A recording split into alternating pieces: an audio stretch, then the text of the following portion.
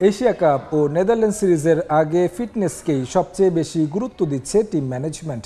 গেল কয়েকদিন ধরে তাদের বেশ কিছু পরীক্ষা নিয়েছেন strength and conditioning coach Nathan কেলি, যেখানে নাহিদ রানার পারফরমেন্সে সন্তুষ্ট কোচ। বাকিদের আগ্রহ নিয়েও প্রশংসা করেছেন তিনি, সঙ্গে খুঁজে বের করছেন শান্ত মিরাজদের ফিটনেসে সক্ষমতা ও দুর্বলতা। কেলির মতে বড় মঞ্চে টাইগারদের ভালো করতে হলে ফিটনেসের বিকল্প নেই।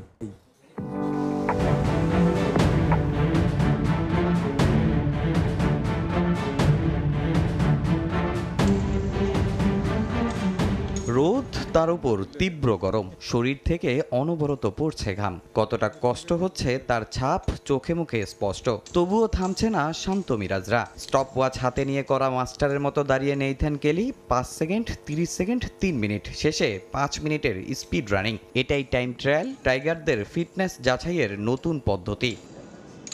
কখনো ইয়ো, কখনো বিপ। বাংলাদেশ দলের ফিটনেস টেস্টের নিয়ম ছিল এমনই, কিন্তু অস্ট্রেলিয়ান ট্রেইনার নেইথান কেলি এনেছেন ভিন্নতা। সামনে আবার টাইগারদের আবু ধাবির গরম কন্ডিশনের চ্যালেঞ্জ। কেলি সেভাবেই প্রস্তুত করছেন ক্রিকেটারদের। তার মতে এভাবে বোঝা যায় প্রতিটা খেলোয়াড়ের শক্তি ও দুর্বলতা। দেখুন, আমরা সবসময় খেলার মধ্যেই থাকি, ফিটনেস নিয়ে কাজ করার সুযোগ কম। সামনে এশিয়া কাপ, কন্ডিশনের সঙ্গে মানিয়ে নিতে ছেলেরা কঠোর পরিশ্রম করছে। আর টাইম ট্রায়াল পদ্ধতি ক্রিকেটারদের জন্য কার্যকর। অনেকে এটা বোঝেনি, তাই ভালো করেনি। আমার মতে কার কোথায় উন্নতি করতে হবে এর মাধ্যমে সেটা বোঝা সহজ হয়ে যায়।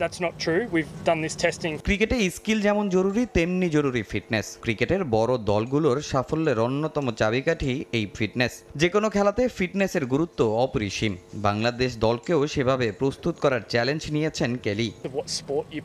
যে খেলায় খেলুন, ভালো অ্যাথলিট হতে হলে আপনার ফিট ও শক্তিশালী হওয়া জরুরি। বড় দলগুলো সবসময় ফিটনেসকে বেশি গুরুত্ব দেয়। আমরাও তাদের মতো হতে চাই, যা ছেলেদের ব্যাটিং, বোলিং, ফিল্ডিং এ মনোযোগ ধরে রাখতে সাহায্য করবে।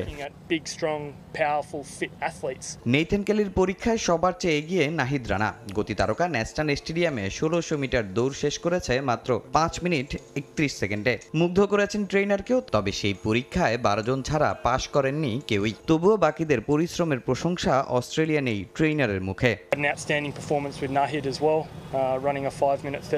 নাহিদ 1600 মিটারের দৌড়ে দারুণ করেছে।